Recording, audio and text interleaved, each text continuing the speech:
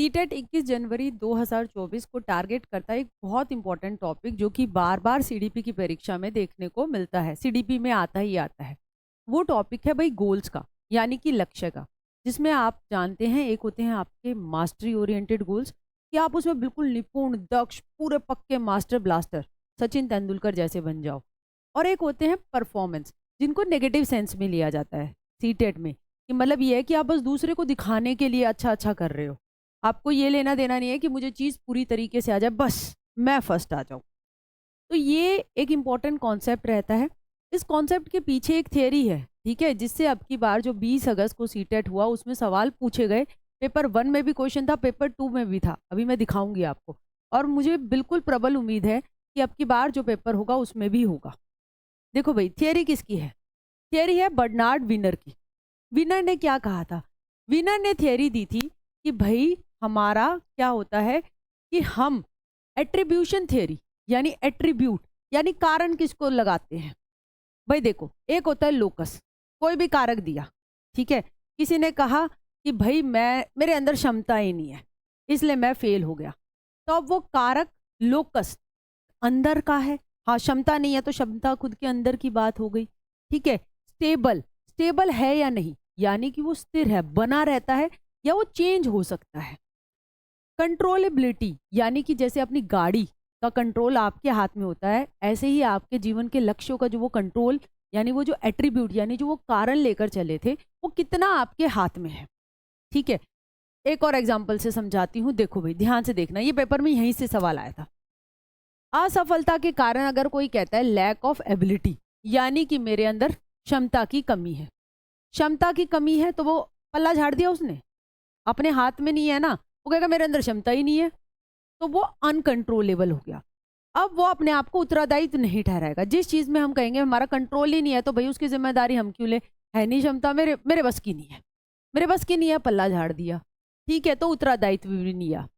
Shem, embarrassment होती थी, बार बार CTET दे रहे थे, बार बार जो है कि फेल हो रहे थे, तो फिर क्या किया कि भाई मेरे अंदर क्षमता नहीं है सीटेट पास करने की, वो शर्मिंदगी से छोड़ा पीछा और सीटेट का फॉर्म बनना ही छोड़ दिया, तो विड्रॉ हो गया।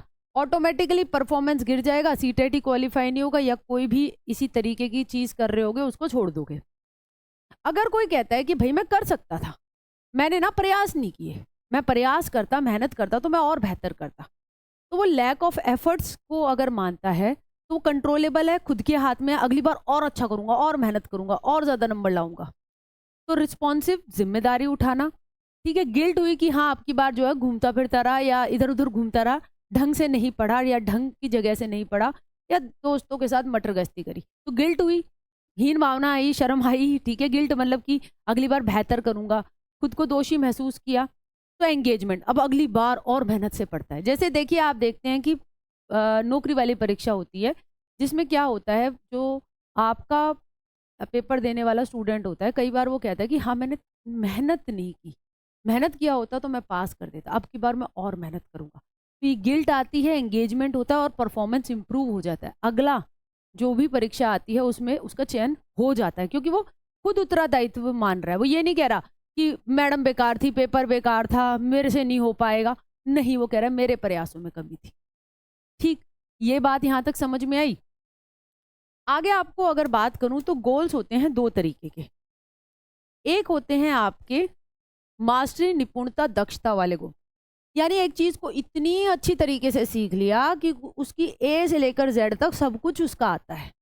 जैसे सचिन तेंदुलकर ने अगर किसी चीज बॉल पे वो आउट होते थे, तो उन्होंने उस बॉल को इतना प्रैक्टिस करी कि वो बॉल भी अब हलवा लगी और उन्होंने चौके छक्के तक पहुंचा दी। तो मास्टर, मास्टर ब्लास्टर कहते हैं ना हम उन्हें, इसलिए कहते हैं, ठीक है। आप भी स्कूलों में मास्टर बनेंगे। मास्टर क्या है भैया, आप अपने पढ़ाने में, अपनी पेडागोजी में और अपने कंटेंट में आप बिल्कुल निपुण हो, तभी आपका चयन हुआ है ना। तो मास्टर ओरिएंटेड गोल्स, यानी कि आपको सब कुछ बहुत बेहतरीन तरीके से आता है उस विषय का जिसमें आप काम कर रहे हैं, ठीक है। सेल्फ इंप्रूवमेंट इसमें बहुत जरूरी है। कोई नई चीज आई तो सीखने के लिए हमेशा तैयार रहना, ये नहीं मुझे सब आ गया, मुझे नहीं सीखना, नहीं, हमेशा रिस्पॉन्सिव रहना, नई नई चीजें सीखना। और डीप अंडरस्टैंडिंग होती है, गहन समझ। परफॉर्मेंस क्या होती है, बस दूसरों को दिखाने के लिए। इसमें क्या होता है, इसमें रट्टा मार लोग भी आगे निकल जाते हैं, रट्टा मार लिया, घोट लिया, अच्छे से नंबर आ गए, मुझे तो सब आता है, और 2 क्वेश्चन पूछो, टाई टाई फिश। तो प्रदर्शन आधारित जो लक्ष्य होते हैं वो छोटी बात है, सीटेट में ये बड़ी बात है, इसको लेकर काम करना है। ये कीवर्ड है पॉजिटिव। नॉर्मेटिव होता है ये परफॉर्मेंस। नॉर्मेटिव का मतलब क्या होता है? रैंकिंग होती है इसमें। तू पहला आया, तू दूसरा आया, तू तीसरा आया, तू चौथा आया। मास्टरी ओरिएंटेड गोल्स क्या होते हैं? वो सीआरटी होते हैं, क्राइटेरियन रेफरेंस टेस्ट जैसे। ये क्राइटेरिया था उस लक्ष्य को, भाई तूने कितना पाया, 90 नंबर पे सीटेट पास था, तेरे कितने आए? 105 आए। अच्छा, अरे तेरे 140 आए, मतलब तूने बहुत अच्छी तरीके से उसमें बेटर किया। तो इंसान का खुद का परफॉर्मेंस यहाँ पे देखा जाता है अकेला।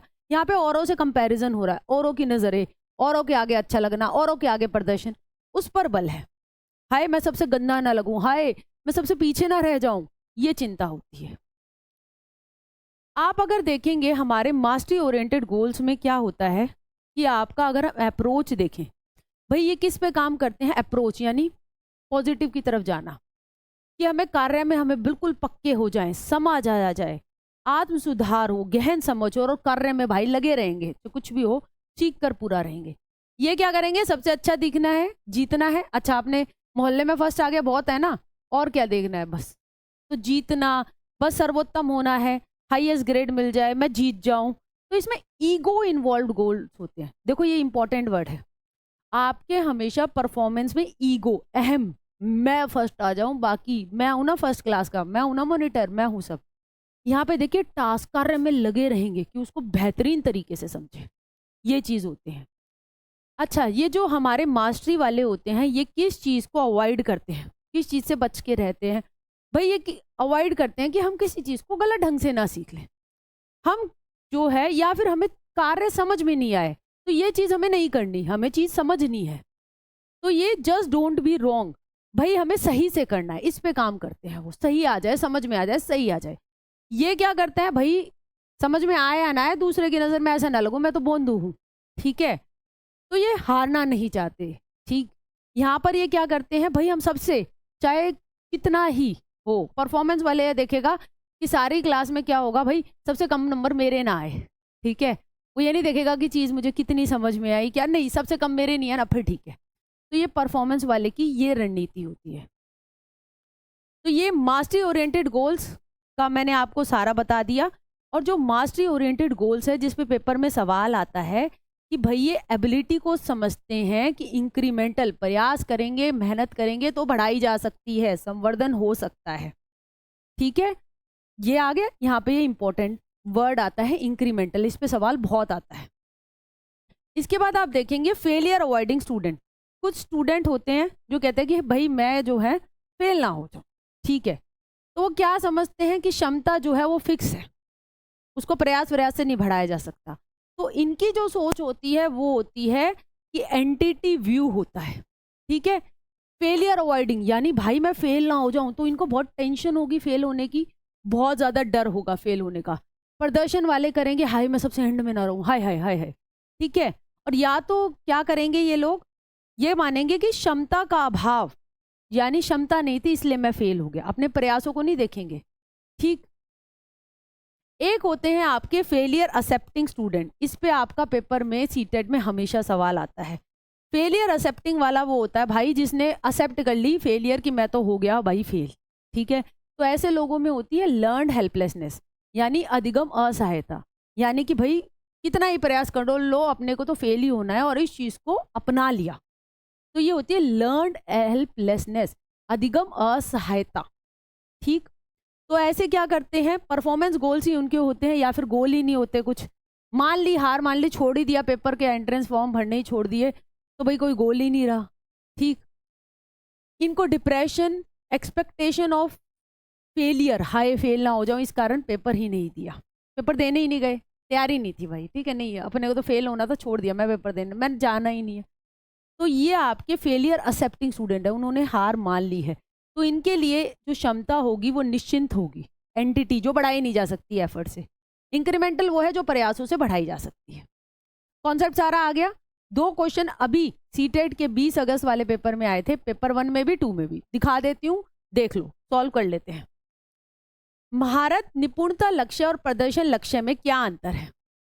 महारत लक्ष्य विफलता से बचने पर केंद्रित होते हैं। ये तो कहते हैं कोई बात नहीं, विफलता है, हमें सीखने को मिल रहा है, तो ये गलत हो गया।